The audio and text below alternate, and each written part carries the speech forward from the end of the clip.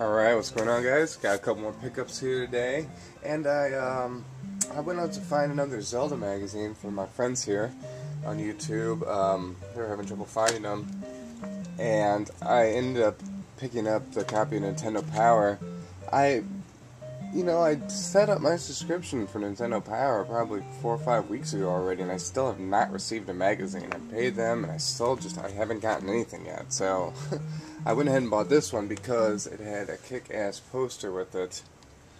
I don't know if you can see it here from this angle. It had a kick-ass Metroid poster, as you can see up there.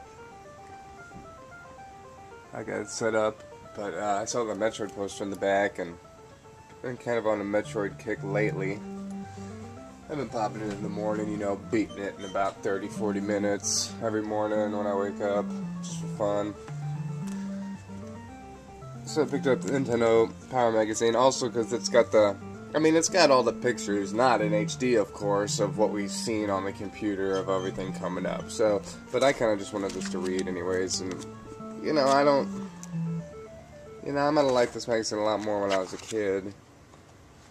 I might have thought that people, do something who were writing it, but, I could write one of these magazines now, and it seems like I know more information than I learned from this magazine, so, to me, the magic is somewhat there still, but it's really not, it's just not like it was when I was a kid. I'm so glad to have the magazine, but, like I said, with all the information, other sources out there, like the internet and stuff, I'm not getting all my information from these magazines, nor when I'm playing a game and having a hard time, like when I was a kid. If I was having a hard time in a game, I'd look for that game in one of the magazines. That's what you did. I remember playing Digger T Rock one day and literally spending all afternoon one weekend, or maybe all morning, all early afternoon, looking for Digger T Rock through all my old Nintendo magazines. Of course, it was never in any of them. And even till today, when I watched a playthrough of Digger T Rock, I was like, okay, I would have never figured that out as a kid. Easily making that probably the toughest game I played as a kid. Or the most complicated. But anyways, Nintendo Power, I'm still going to keep the subscription. Like I said, I paid for it. But I think I will start buying up all the old issues, because those are ones I want, the first couple series. And they're only a couple bucks online. I might have to find a way to get my brother to buy them on eBay for me or something. Because you can get them on eBay, but, those are the cool ones.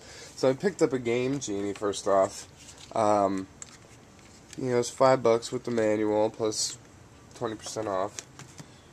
25% off. So, and then I got this, I guess this is the second or third, this is the third manual, like, main game book produced, I believe. This was up to 92. It's so neat to go through there, and I look at a list of all the games, and I have them all. So that's pretty cool. So it's definitely something that goes for my collection now. Whereas where I didn't really want to get one of these right away, I rented a Game Genie as a kid, might have played them with a friend's one, but I never cared for them, and I only remember using them on a few games just for fun. So, yeah, so it's a good list of games there. Then, of course, tells you how to do it. Now, I bookmarked a couple interesting things here I wanted to show you, just while I was here. Mostly trademark stuff, that games would trademark things. Okay, so, for example, Battle of Olympus. The Battle of Olympus, the Staff of Fennel, Divine Sword, and Sandals of Hermes are all trademarks of Broderbund Software. So, they even trademarked their items in that game. In Battletoads, in Battletoads, every level has its name. It has a name: Wormhole, Turbo Tunnel, Arctic Cavern, Surf City, Carnet's Lair, Volkmare's Inferno, Intruder, Excluder, the Intruder Excluder, Terra Dubes, Rat Race, Klinger, Winger, and Revolution. All those names are trademarks of Rare. So Rare even trademarked all their name levels.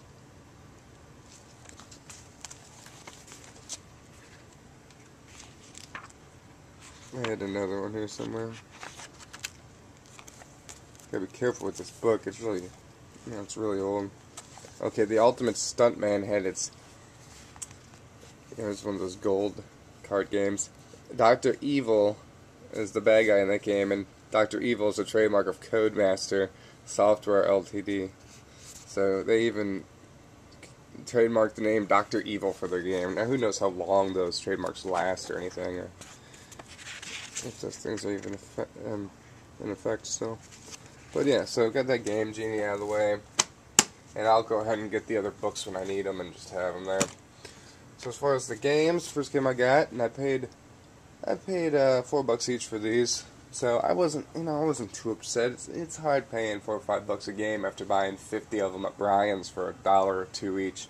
But like I'm telling myself, and like I see from my shopping, it's slim pickings again. I've once again cleared up the abundance of games I need around town, and now it's just like going to the mall and saying, okay, I need these games. But with my 25% off, it comes out pretty good. So got Jurassic Park here. This was a cool game by Ocean. I was just playing The Untouchables by Ocean, and there were some boxes in that game that were similar to boxes in this game. But yeah, you go around collecting the eggs. You go in different little huts and stuff. Really it's a quality game by Ocean. It gets a little old and redundant, but the levels but the bosses are different, and it's a good game for 1992. So check that out if you like the movie and if you want to check it out. I got Spider-Man Return of the Sinister Six. This is an LJN game. This is one of the better comic book games for the NES. Spider-Man has a multitude of moves. You can throw webs. You can swing around. I mean, the controls are kind of sloppy. Well, yeah, they're sloppy. But it works. In the game, when I was a kid growing up, I had a friend who had this game, and we all wanted to play this. I remember kids growing up did not complain about having this game. We might have complained about the other games. We didn't really complain about the X-Men game, because that was kind of cool, having all those characters to choose from, and you could play with your friends. But this game, kids were happy to have that game. So picked up that. Over here we got Exodus, and Brian of our Game Trader had this one for $10, and I found this one for $5 with my 25% off. So I'm glad I didn't buy this the other week, because it's an example if I can go to Brian's and save money, or I could save money elsewhere. And my whole goal is to get my collection done for as cheap and effectively as possible. So Exodus, and I'm not even gonna pop this game until Christmas, because Christmas, like, to me nowadays, starting with the last Christmas pretty much, and the Christmas before that, it's just all about the Bible games. So those nights, I'll be playing all the Bible game songs, and I'd like to start having memories now just of Christmases playing the Bible games. When I have my kids, instead of setting up the manger and doing all that boring stuff, we'll play Bible games all night. So I encourage everybody to do that, because you can learn what you need from these games, and it makes it look cool. Now here's another game I ordered. I ordered this off Amazon. Came right away, and it's Wally Bear and the No Gang. And this will teach you not to do drugs. Somehow, I don't know how, but this is one of the best looking American video entertainment carts that I've seen.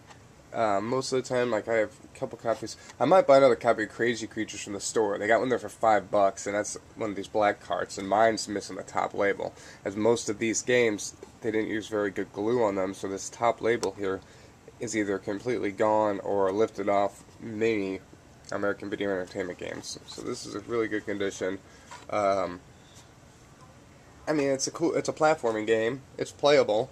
That's about all I could say about that.